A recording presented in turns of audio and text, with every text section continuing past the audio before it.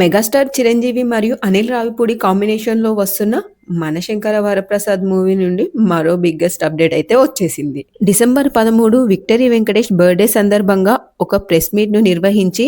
ఈ మూవీ జనవరి 12న ప్రపంచవ్యాప్తంగా విడుదల చేస్తున్నట్లు మూవీ డేట్‌ను ప్రకటించిన అనిల్ రావిపూడి, ఈ మూవీలో చిరంజీవి ఇద్దరు పిల్లల తండ్రిగా కనిపించబోతున్నట్టు చిరంజీవి యొక్క రోల్ను కూడా రివీల్ చేశారు. ఈ ప్రెస్ మీట్లో అనిల్ రావిపూడి మాట్లాడుతూ, సంక్రాంతి పండుగకు రాబోతున్నాం, నిన్ననే షూటింగ్ పూర్తి చేసుకున్నాం, రిలీజ్ డేట్ అనౌన్స్మెంట్లో ఒక పండగల ప్రమోషన్స్ మొదలు పెట్టాం, ఈ జర్నీ 20-30 రోజుల పాటు ఉంటుంది, చాలా హ్యాపీగా ఉంది, ముఖ్యంగా చిరంజీవి గారితో ఈ సినిమాను మేము మే నెలలో మొదలు పెట్టాం,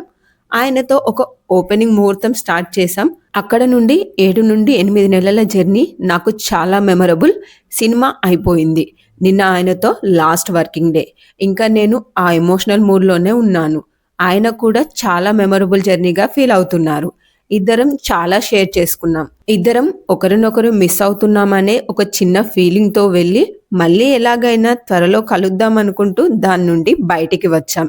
ఇలాంటి గొప్ప అవకాశాన్ని ఇచ్చిన చిరంజీవి గారికి మరోసారి థ్యాంక్స్ చెప్తున్నా అని ఈ ప్రెస్ మీట్ వేదికగా ఆయనకు చిరంజీవి గారి పైన ఉన్న అభిమానాన్ని తెలియజేశారు.